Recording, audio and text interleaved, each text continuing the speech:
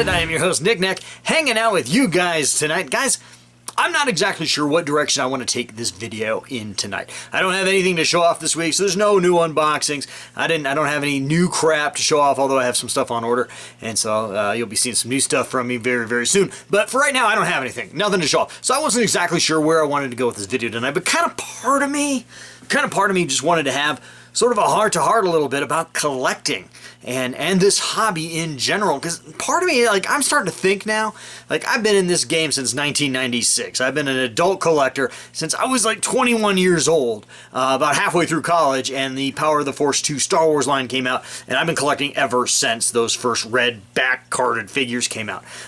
Some collectible or another. And so I've been in the game for a very, very long time, and part of me is starting to feel like this isn't really a hobby. It's more of a lifestyle. And it's like, it's one of those lifestyles that, like, you know, like any lifestyle, really, you know, it has its dark sides to it. You know what I mean?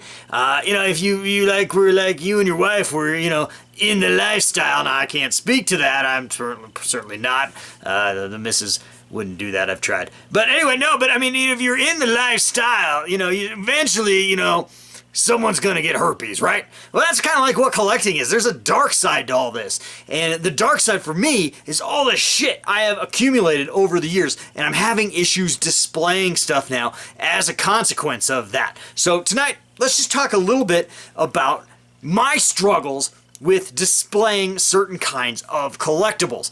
And I'm just going to take you guys through some of that. Now, I don't have any answers here, guys. This isn't like a self-help YouTube video, man. No, I'm just going to bitch. So, but anyway, I think that'll be pretty damn awesome. So let's get to it, guys. Let's get to it right now.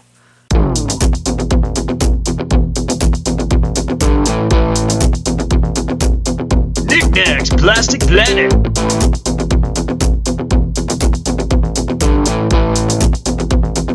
With your host,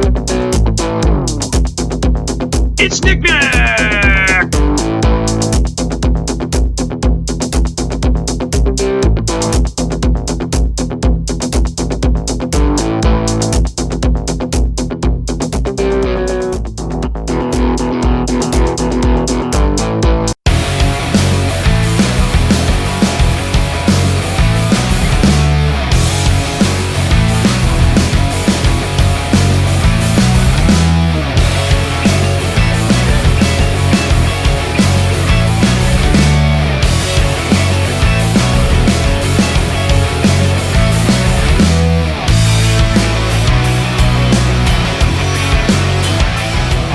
Let's start out tonight talking a little bit about Transformers. Now, you guys know I've been buying a shitload of Transformers lately, and I've really grown my collection in the last couple months quite a bit. But I was having some really hard time displaying my Transformers, and you know, I'm not even like, I don't have like a ton of different kinds of varieties of Transformers. I'm not like some of these Transformer collectors that collect G1 and Armada and Robots in Disguise and Energon and Cybertron and Generations and on and on and on and on and on. No, I just basically have my old Generation 1 Transformers when I was a kid that I have added to, and then I also have my basically my Masterpiece collection, as well as some larger modern Hasbro bots like Scorponok down there, and there's Trypticon and Fortress Maximus, etc. So I don't have like a huge like assortment of Transformers to display here. Just basically 2 to 3 lines basically. But I still have a really hard time displaying my Transformers. Now, as you guys remember, if you guys watched a couple of my videos recently, I set up a nice hanging shelf here that I had all of my G1 originals on. And you know what? I had to take that thing down, guys. I had to take that down this weekend. Guys, I kept hitting my fucking head on it. I'm not kidding you. And I would hit my head on it, and these Transformers would just come cascading down. And down here in the archive room / arcade room of the Plastic Planet, man, it's nothing but stone cold cement. And stone cold cement mixed with 30-year-old plastic sometimes is a really, really bad combo. And this week was the straw that broke the camel's back, because my Trypticon got, well, he got fucked up! Yeah, he got fucked up really bad. He fell off the shelf up here, the hanging shelf up here, and that green basically that green strut there on both sides of him. And as you know, the Generation 1 Trypticon has batteries and he walks. Well, that green strut is basically part of his, like, the basically part of the pulley system how he walks, and it connects his arm there with his leg, with his hip, and those both broke at both sides. So I was fortunate. It was a clean break. I got some super glue on it. He looks fine. You can't even tell really that it was broken, but that was enough, man. That's my childhood Triptychon. That's enough. I went out this weekend and I picked up some nice black shelves, 35 bucks from Target, and they're actually pretty damn nice. And I also had some IKEA shelving lights hanging around that I hadn't used, so I popped those in there as well. And I think it looks really, really damn nice. But again, Transformers are tough. They're tough because, like, other YouTubers have said, other YouTubers that talk about Transformers have mentioned, I'm not the only one to say this, but I mean, Transformers are a weird scale. I mean, all the figures, all the action figures, all the characters are sort of a weird scale to each other. And so sometimes, even on a shelf, even like old G1s look kind of funky together. And the way you got to place them, it's sort of a, I don't know, it's almost like a puzzle putting Transformers on a shelf. Just getting them all to fit and getting them all to fit right. I don't know, man. Maybe I'm talking too much, but I don't know, man. So anyway, like I said, I got Masterpiece right here. I got some original G1s on both of these shelves. I got my Devastator down here. My Combiner Wars Devastator, and again, it's just, I mean, it's a big mishmash basically. There's Scorponok over there, my Siege War for Cybertron Scorponok with my Trans Xbots Galvatron, and then down here is my poor lonely MP2 Megatron. He's all big and wonky and completely out of scale with the rest of this shit, so he doesn't really belong anymore. He's really like the odd man out. So, I mean, I don't know, man. You guys look over here, man. I got a G1 Shockwave there with some other G1 figures, and then of course I've got that what was that? The Power of the Primes Blitzwing, I think. I don't remember what line he was in, but anyway, yeah, you guys can see what I'm saying, man. So anyway, I mean, I love my Transformers. I think my display is looking really, really nice over here, even though it's got some more work to do. I've got some more work to do with it. But yeah, really wonky. It's a wonky collection to display, and it's challenging. And that's kind of what I'm getting at tonight.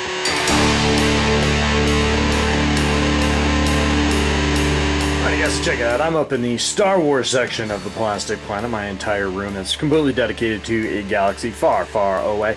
And another line that I just have a really hard time displaying is Black Series. I don't know what the fuck to do with these Black Series figures, guys. I like them, I enjoy them, I still have some on pre-order. It's a love-hate relationship, me and Black Series. I always say when I buy a bunch that I have a hard time putting a ring on this collection, because I really, really do. I am definitely not a completist when it comes to Black Series. I just kind of pick them up as I go along. And I just have a hard time displaying these. I mean, even with this awesome, like, display base that the 40th anniversary Vader came with a couple years back, they still look weird. I mean, they look really out of place with the rest of my collection here.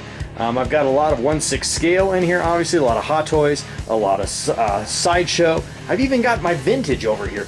And I think my Vintage fits better in this room, if I'm being honest, than these damn Black Series. And I don't know why.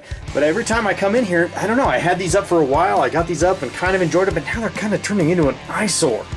And I don't know what to do with them. I mean, there's a lot of money invested here. I certainly don't want to take them down and put them in a box. You know, and as you guys know, I don't sell shit because I just don't. And so I don't know, man. It's a weird ass collection, and these figures have a really hard time standing. I don't know if you guys have that challenge or not. I certainly do. I mean, I've already had them falling over here and shit. But I have a hard time standing these guys, and even when they come with stands, they still don't stand very well on the stands. They suck, man. I don't know, man. The digital scanning on them have gotten pretty damn good, and there's some of the more recent ones just absolutely look really, really awesome, if I'm being honest. So it's not a bad collection, and I certainly don't want to be a figure snob about it, because, I mean, not everyone can afford to go out and buy Hot Toys, and I certainly can't afford to buy every single Hot Toy that comes out either, but, you know, so these are definitely a great stand-in for a lot of collectors, so I don't want to shit on them, but I don't know, man. I just have a hard time displaying them, and I just think they look kind of weird in the grand scheme of my collection. Now, there are some exceptions. Now, I have found that using Black Series as sort of just accent pieces and then pairing them up with complementary, you know, character assortments works really, really well. Like here, I've got basically the original trilogy Trinity here in their Empire Strikes Back glory with Luke, Han, and Leia, and I think that looks pretty damn awesome. In addition to that, down here, I've got the Episode 2, basically, prequel Trinity with Padme, Anakin, and Obi-Wan together, and I think that looks pretty damn good. And I also have my Black Series Land Speeder in this diorama. Again, really, really nice. Even up here, I have a couple older figures. That's the Episode 3 Anakin and Obi-Wan displayed together. And again, when they're used as accent pieces, I think they look pretty damn nice. It's just when they're like in a big herd, I don't like them. I guess that's what I'm getting at. But yeah, I mean, that looks okay, I think.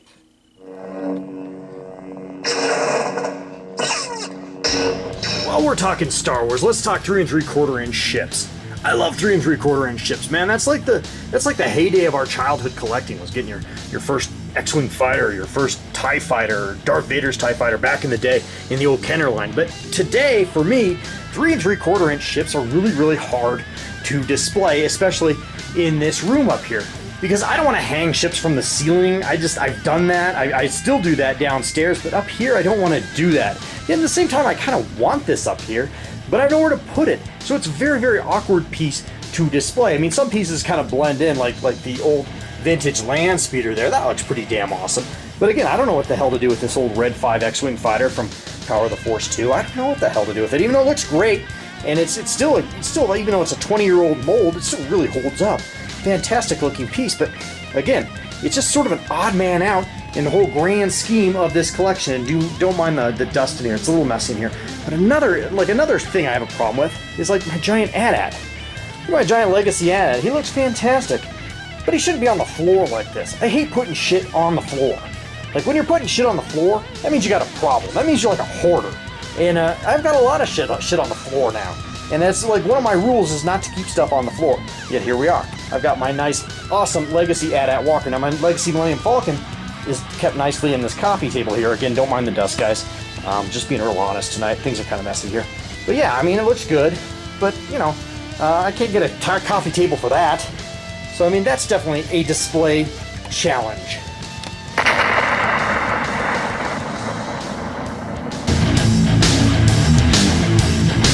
Check out these Disney Elite die-cast action figures. This is the whole crew from Rogue One. Really awesome looking action figures. They sort of have a premium feel to them, even though I think they were only like $19.99 a piece back in the day when I bought them back in 2016. But you know, they always fall over. They come with stands, but they don't stand on the stands. They fall the fuck over all the time. Really frustrating collection to display. This collection has been in and out of boxes over the years. I have it up right now, but again, I'm not even like, there's like nothing that like would keep these guys from not falling over. I mean, it's not like I have, you know, there's a lot of traffic in this area. You know, there's no vibrations that would cause these guys to fall over. They just fall over on their own, and it's annoying. It's really damn annoying. Cool collection, stupid as hell to display. Alright, so check it out. These remote control Build-A-Droids from Galaxy's Edge in Disneyland. Really awesome. Had a great time building this one and this guy over here in the park.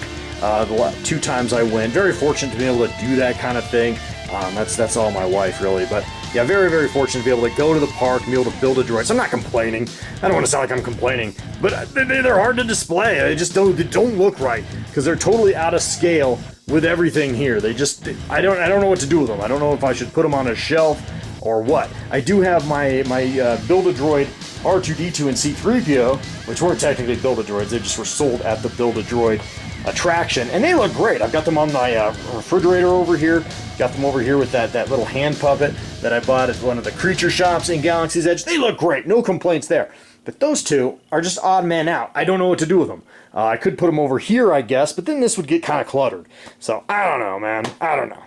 Alrighty guys, so here's another one, and maybe this is a good problem to have. Again, I'm not complaining about owning these items. I'm just kind of feeling like they're a bit of a challenge to really get the maximum enjoyment out of them. Like these 1/6 scale environmental pieces from Sideshow, and Sideshow doesn't really make these things anymore, so I'm really, glad that I have them and glad that I paid retail for them back in the day, because I know at least they're listed for quite a bit of money these days. But anyway, like take Yoda's hut for instance. I have him on a shelf. This is really a piece that needs to be displayed in the round because there's so much good shit on this. Like not only do you get the inside of the hut, but you get the outside of the hut too. And check out how good that looks. I don't know if you guys can see it because I can't see what I'm filming right now. But yeah, it looks really dynamite.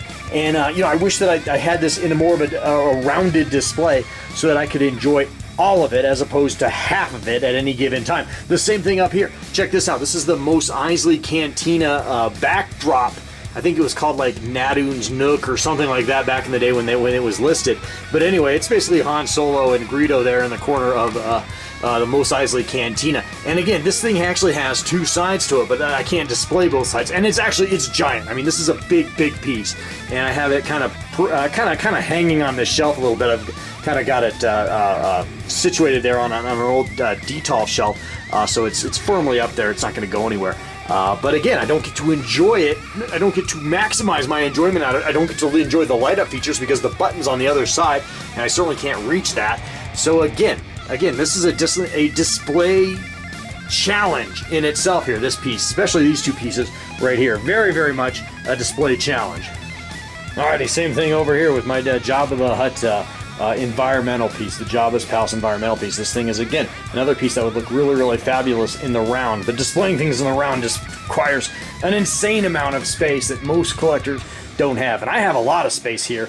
My wife allots me a lot of real estate in the house for my collection, but I don't even have enough room for this, not to properly display it, because again, there's a nice backside to it that I can't even show you because I'd have to move it on camera. But again, it's a challenge. Everything is a challenge, so to speak, especially with these Sideshow environmental pieces.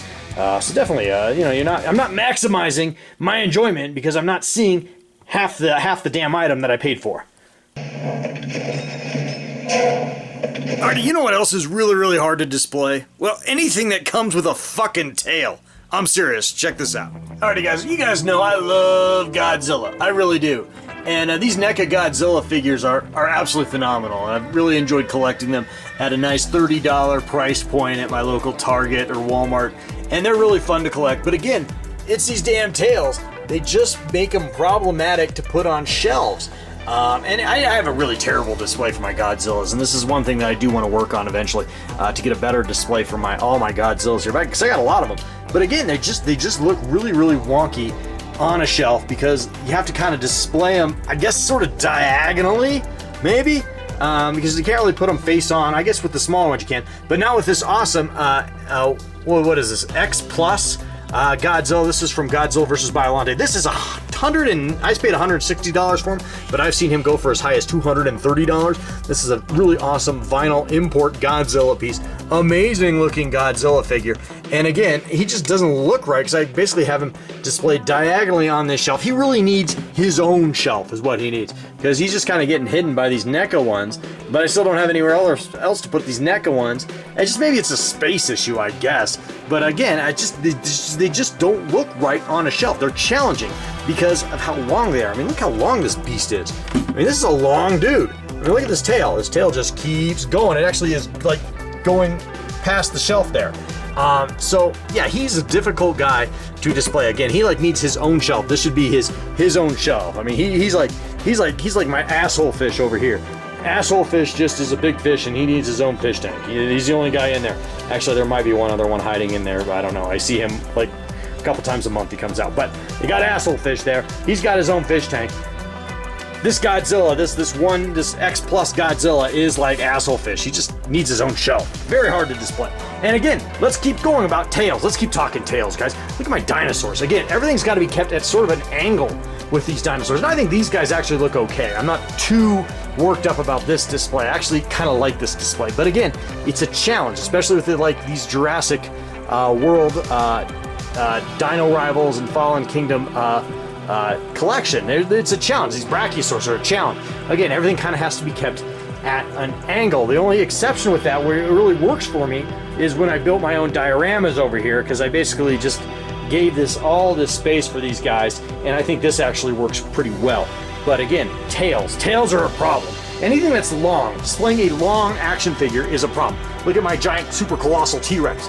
He's a problem. Again, he's at an angle here. I don't always appreciate the angles that I can get these guys at. Sometimes maybe I want to look at it more straight on, but you can't because he's so freaking long. So again, yeah, tails. Tails are definitely a problem. Does that sound weird? I don't know. Alrighty guys, so one more collection line that I have that's sort of difficult to display is my Art Asylum / Diamond Select Star Trek line, especially the ships. You guys see here the original series Enterprise comes on this horrible stand, and this thing does not accommodate this piece at all. I've kind of got it almost kind of propped up against the back side of the shelf there to kind of counterbalance it, because it will not sit on this stand. The stand is so loosey-goosey there, it's a piece of shit. And even worse than the original series Enterprise is the next generation Enterprise, the Galaxy class Starship Enterprise, because it's got this big hulking ass saucer section in this little tiny stand that does not accommodate for the weight of the front of this piece. And so basically what I've done is I've modded it myself, which is ridiculous to have to do. This is a $70 ship. I shouldn't have to do this. I basically have some fishing line tied to a lady's weight back there to basically accommodate for the counterweight of the saucer section of this piece. Absolutely freaking ridiculous. Another thing is these Art Asylum action figures. These I don't have too much of a problem with right here, but a lot of these Art Asylum action figures do not stand well on their own. Even these figures right here, this Kirk figure, comes with a stand. It won't stand on the stand. It literally falls over all the time. I've kind of got him leaned up against my Mego Chekhov there, which is ridiculous. Again, there's a stand there. This was a $30 piece I bought at Toys R Us a couple years ago. Doesn't stand for crap. Spock's a little better because he's not in such a dynamic pose as Kirk there, but again, doesn't stand very well at all. Look, I've got my Amok Time Kirk and Spock down there. They're all on the ground. They just fell over. Actually, this is my this is my Space Seat Kirk. There's my Amok Time Spock. They fell over. Yeah, these things suck just to freaking get to stand. I'm constantly resetting these guys up. It's what I do, man. I come down here, I reset these guys up all the time. Really sucks. Love my Star Trek collection, but yeah, sucks. Alrighty guys, so that is sort of the lighter side of display issues. But then we have the other areas in our collections, at least I do, where I like to call them the dirty corners. Let me show you some of my dirty corners. Alrighty guys, so over here it looks really, really damn nice. In fact, if you ever watch my live stream, Knick Knack Live, which is a somewhat bi-weekly live stream we do here on the Plastic Planet, this is generally my background for the live stream. But right in this really, really nice area of my collection is my dirty corner. Check it out, down here, way down here. Got to get down on your hands and knees. And this is like a collection, this is like an area of the collection that I've just completely given up on. There's some carded figures down here. There's some stuff I haven't gotten out of the box yet. There's no lighting down here. I can't see any of this shit. It's just a dirty, dirty corner. And again, this is an unfinished basement down here in the archive/arcade room of the Plastic Planet. It's a glorified, unfinished basement, and so basically there's just like dead spiders, dead crickets, and collectibles hanging out in the dark. Same over here. It's all just dark and just like, I don't know, man. There's a stuffed Wicket down there. You wouldn't know it. There's a Black Series I haven't opened. Some old vinyl cases that are awesome, but again, they're just hidden down here in the dirty corners. Over here, I've got my alternators. Look, one of them fell over because it's just dark over here. Yeah, dirty corner, lower shelves. You know, in the dark. What's the point? I mean, it's just wasted space, basically. Alrighty, so now for the space that I am least proud of in my entire collection. And if you guys are a longtime viewer or subscriber to my channel, you guys have seen this space get evolved over the last year or two. This is my storage. Let's look at my storage. And it's actually looking okay right now. Let's take a look at it. This is her dining room table. So this is 3 feet of cat feces. Someone reported the house for the smell. Alrighty guys, talk about the ultimate dirty corner. This is it. This is the dirtiest corner in my collection. As I come back here, I've got some shelving here. I've got shelving over here. Basically, this is just like a ton of just junk back here that I can't get rid of it. I don't know why, I just can't get rid of it. There's some boxes, a lot of like, this is where I keep a lot of my Hot Toys boxes. We talk about, like, you know, collectors talk about whether or not to throw out their boxes. I cannot bring myself to throw out my boxes. There's a bunch of boxes over there in that dirty corner. Just tons of shit down here. Some of the stuff's my wife's stuff, but most of it's mine, to be honest with you. Like some files there, and like there's some old books of mine up there. I think there's high school yearbooks and shit up there too. But again, it's just like, I don't know, man. It's like every collection has this, maybe, or maybe it's just me. But yeah, this is definitely like my dirty storage. Here's my old comic books. I don't know, man. I don't really know what the point of this is. I guess I'm just trying to be honest with you guys, to show you guys that, like, you know, like there is a dark side to this hobby, and to me, this is kind of it. It's like, I don't know, man. Like, what happens when, like, what happens if I die? Like, if I died all of a sudden, and like someone would have to clean this shit out.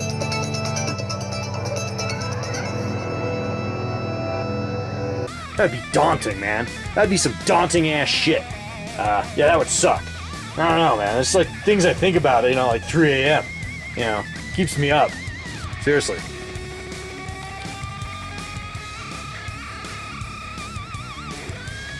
Alrighty, guys. Well, my throat kind of hurts, so I'm gonna stop filming now. I really don't know what the point of this video was, except to kind of bitch about some of the more darker sides of collecting, and I think we all kind of experience that from time to time. Not that I don't love doing this shit, and I've got so much stuff in the pre-order hopper right now. It's not like I'm like giving up on collecting or anything, but sometimes it can be kind of frustrating, especially after you've amassed so much shit over the years. It's just stuff sort of gets overwhelming. But don't tell me in the comment section to sell shit, because that's not gonna happen. Because I just don't do that, man. I don't know.